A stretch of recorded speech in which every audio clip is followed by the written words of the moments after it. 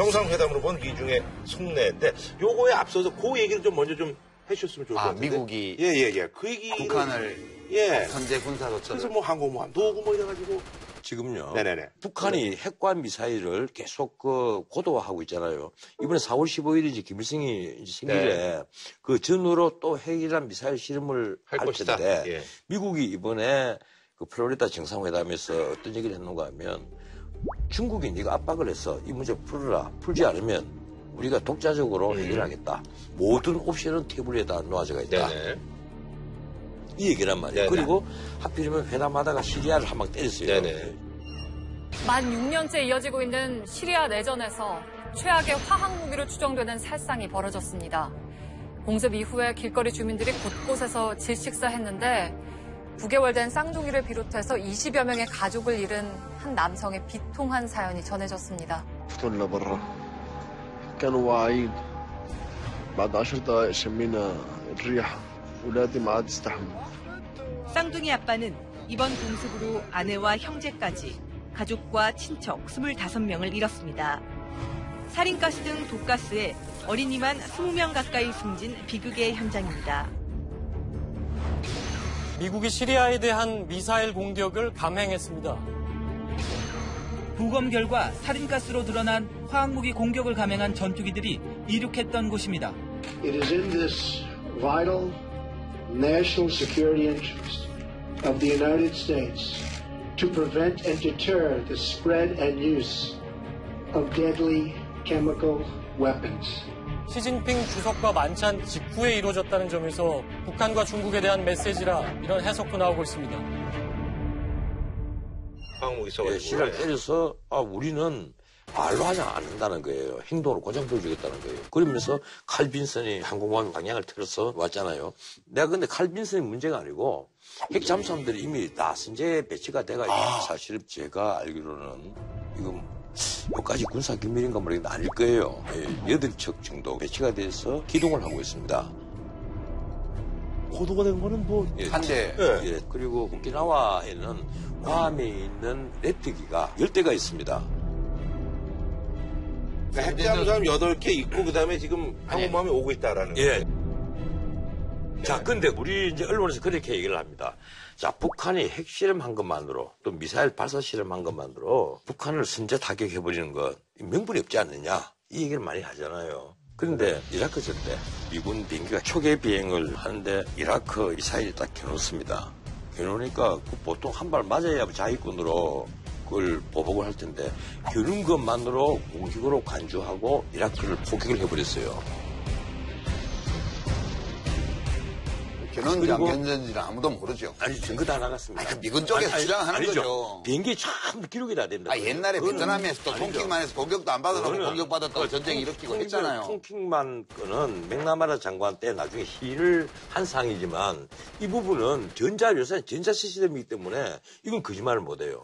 그래서 그걸 ICJ에 제출을 하니까 국제사법재판소에서 레이더로 이미 겨누고 상대방 미사일이 겨눈다면 그건 일종의 공격 행위로 간주해서 자위권을 행사할 수 있다. 그래서 미군의 편을 들었다. 그래서 이제 예외적으로 이제 그게 있는데. 예, 그게 유엔 연장 50조의 자위권에 대한 판결이에요. 네네네. 지금 북한이 가령 미사일을 요 앞에 4개 쏜 게 일본의 이지에 떨어졌잖아요. 등계수역에. 네네. 이번에 가령 4월 15일 날 전후로 핵실험이나 미사일 실험을 할 때 이번에도 이지에 떨어진다라거나 경제수역이 떨어진다라거나 혹은 더 위협적인 어떤 행동이 나오면 공격으로 간주해서 보복 행위를 할 수 있다는 거예요. 근데 이론적으로는 모든 게 다 가능한데요. 네네네. 이제 미군이 북한의 뭐 영변 핵시설이나 미사일 발사 기지나 무수단 이런 데를 공격을 하려고 마음 먹으면 항공모함 안 와도 해요. 얼마든지. 예? 그럼. 지금 가지고 있는 태평양 함대의 무기나 한국 국내에 우리가 가지고 있는 미군 무기로 공격할 수 있어요. 아니, 그런데요. 칼빈선 같은 이 대형 항공모함이 왜 오느냐. 북한을 가령 선제 타격 일부 했을 때 북한이 반격을 해온다라거나 그 전면전으로 비하를 했을 때를 대비해서 오는 거예요. 그러니까 이제 미군 입장에서는 그런데요. 저는 이 대목에서 미국의 국익과 한국의 국익이 일치하지 않을 수 있다는 생각을 해요.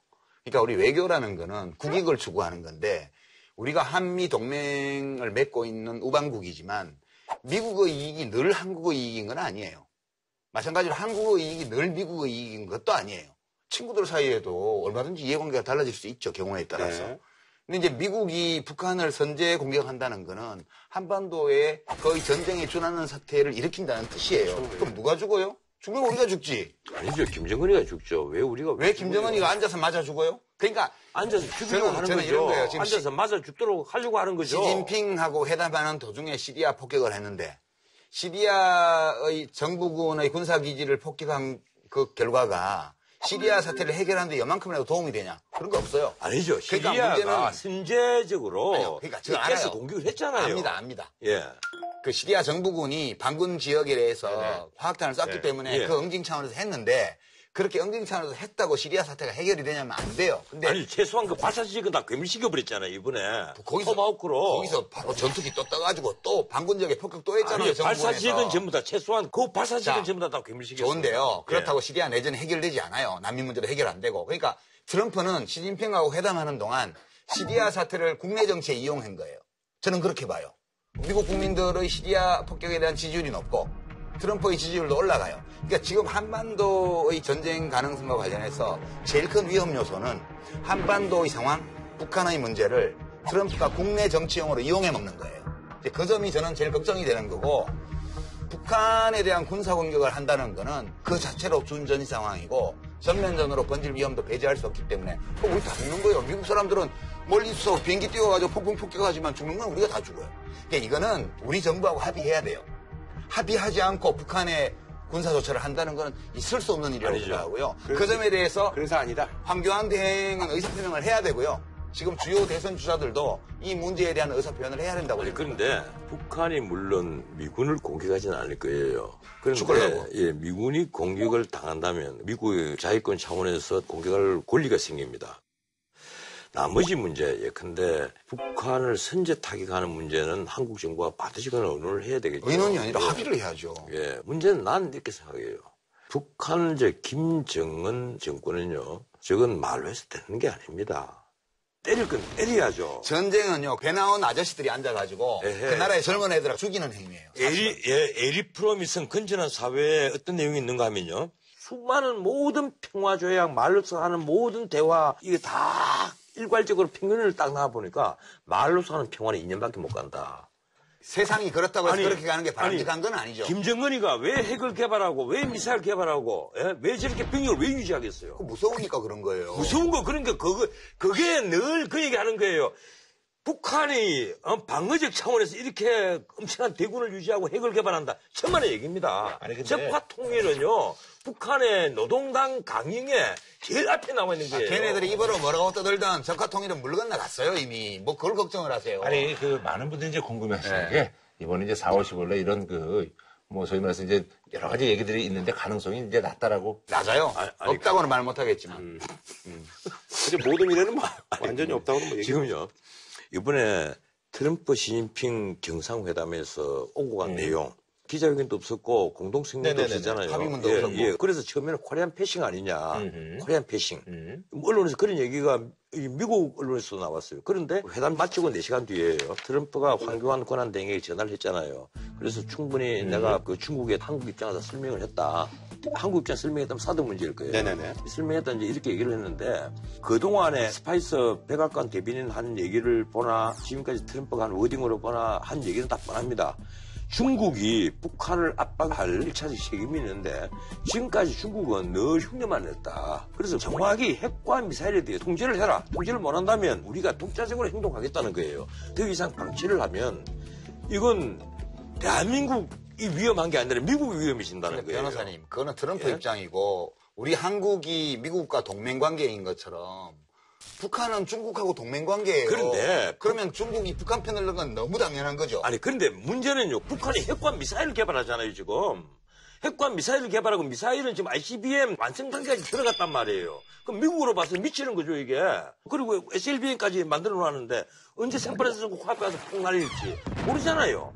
모르니까 미국은 한 방만 맞으면 위험하다. 전에 CIA 전 국장이 북한이 EMP 탄을 미국 상공에 떨어뜨린다면 미국의 모든 방공망, 공공전기망, 전력망, 통신망은 완전히 무너져 버릴 것이고 결국 미국민이 90%가 사망할 것이다. 그러니까 그런 공포의 시나리오를 퍼뜨려서 공포의 시나리오를 키우고 아니죠. 국내 정치에 이용하는 거예요. 적어도 미국 전 그 CIA 국장 정보 당국에서 한 얘기를 하면 미국 CIA는 옛날에 가서 저기 나서 뭐 암살도 하고 다 들어보세요. 했던 조직이에요, 그게. 북한이 EMP탄을 대한민국 상공에 한 방 터졌다면요. 우리나라 전력망부터 통신망, 교통망 완전히 파괴돼 버립니다. 그러니까요. 그런 일이 안 생기게 해야죠. 그 안 생기게 하자면 아니, 근데 지금까 이제- 야당은 북한이 김정은에게 대화하자 퍼주고 뭐 다 해주자는 거 아니에요. 그래갖고 9년 동안 제재해갖고 뭐가 좋아졌어요? 아니 그럼 과거에 그러면 제재 안 하고 퍼줬으면 어떻게 됐습니까? 핵개발 뭘 퍼줬어요, 퍼주기는. 얼마나 많이 퍼줬어요. 아니, 뭘 많이 퍼줬다고 그래요? 아니 정상회담 한다고 당장 이명박이 더 현금만 퍼줬지. 사고 1,000만 달러 줄지. 아니 근데 좀 궁금한 게요. 그렇게 공포의 시나리오를 조장해서 국민들 협박하고 이런 식의 안보를 국내 정치에 이용하는 이우파의 전술은 이제 그만둬야 됩니다. 그거는 공포의 시나리오가 아니고요. 네. 근데 대화를 펴서 우리가 한 발 더 평화로 나아갈 수가 있다면 왜 대화를 안 해야 되겠어요? 당연히 대화를 해야 되겠죠. 그 대화 10년 하다가 근데 10년 안 그게 했잖아요. 아니란 말이에요. 지금. 아니, 그럼 좀 궁금한 게 있는데, 이번에 이제 트럼프가 어쨌든 오바마하고는 다르잖아요. 그러니까, 이번에 좀 중국이 좀 이렇게 북한을 좀 이렇게 좀 압박을 가할까요? 그게 이제 좀 궁금한데요. 나는 중국이 태도를 바꿀 수 있다고 어떻게 봐요. 중국이 이번에 기존에 하던 대로 그냥 그렇게 하면은 아니 무역에서 중국을 일단 4월 말에 환율 조작국으로 포함 안 시키겠다. 거기에 대한 합의를 했단 말이에요. 그러면 뭔가 주고받은 얘기는 있었을 것이고 시진핑도 대북 문제에 있어서 기자회견에서 직접 브리핑을 못할 어떤 내용이 있을 거예요. 다만 거기서 일체 합의 없이 결렬이 돼서 헤어지지는 않았을 것이다.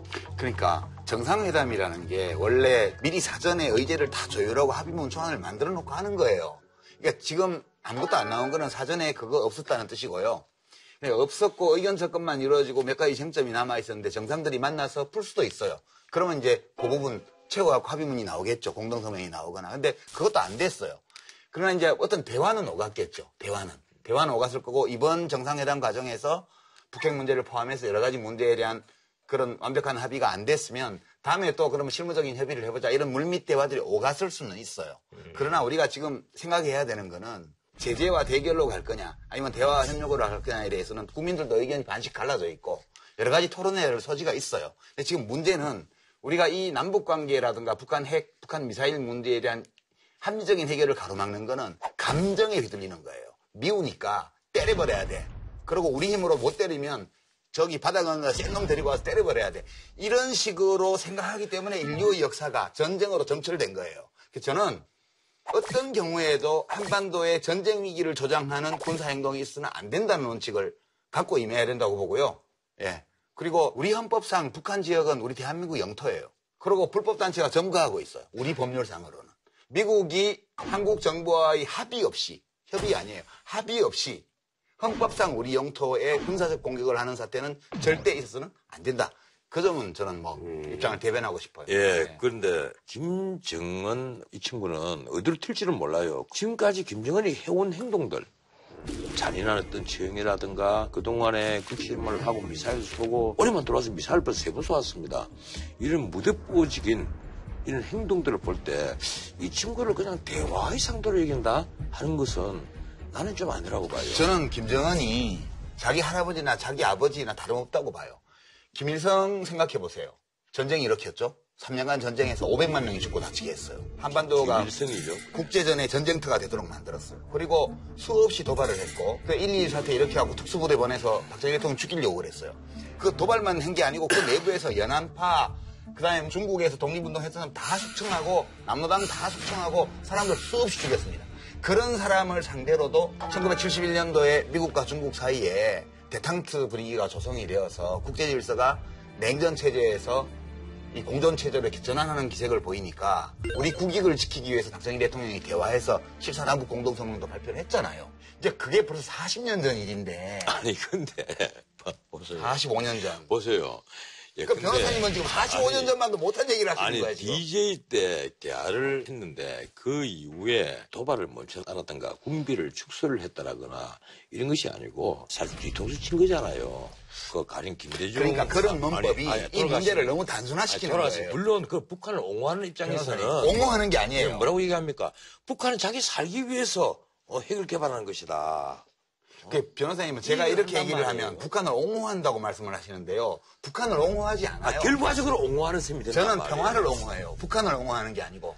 글쎄, 그게 이제 위기만 더 증폭시키는 결과를 가지고 오니까 북한이 원한 걸 거면 다 해주고 그러면 그 결과가 제발 긴장이라도 조금 낮아지고 하면 좋겠는데. 많이 완화됐죠. 아니죠. 민주정부 10년 동안.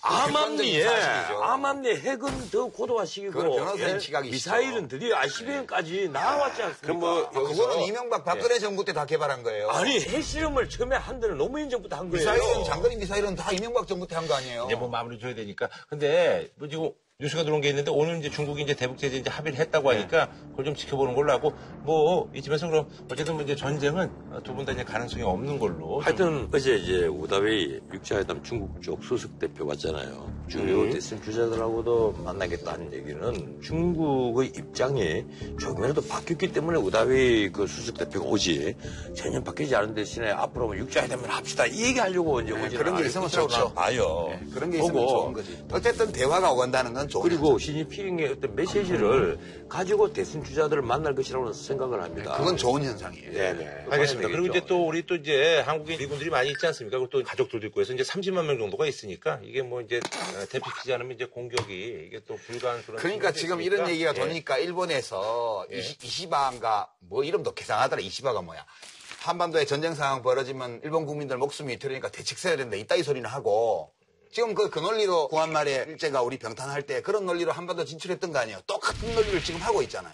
그러니까 가령 우리가 지금 이제 800km 가는 탄도미사일 개발했잖아요. 그 미사일 1000기만 시점 배치하면 핵까지 않아도 난 어느 정도 안심할 겁니다. 그 1000기만 날려버리면요. 거의 10분 안에 다 북한 전쟁에 도달하거든요. 변호사님은 맨날 전쟁 준비만 하시는구만. 아니, 전쟁 준비를 해야죠. 우리는 최악의 경우를 상정을 해야 돼요. 그러면 무신 정권 들었습니다. 아니죠. 전쟁 준비를 해야죠. 그럼 뭐 이쯤에서 이제 마무리 짓는 걸로 하겠습니다. 예. 우리 끝없는 논쟁이에요. 예. 한준호 평좀 부탁드리겠습니다. 예. 저부터 할까요? 네. 옛 성현의 말씀을 되새기고 싶어요. 우리의 일은 우리 손으로 우리가 주도해서 해결하도록 합시다. 네. 악을 방치하는 것도 악입니다. 네. 이게 또 이제 또 대선 어떤 레이스에도 이거에 대한 어떤 의견이라든지 이런 것도 다 나오겠죠. 중요한 또 사안이 되겠네요. 또 그것도 저희가 한번 또 다뤄보도록 하겠습니다. 예.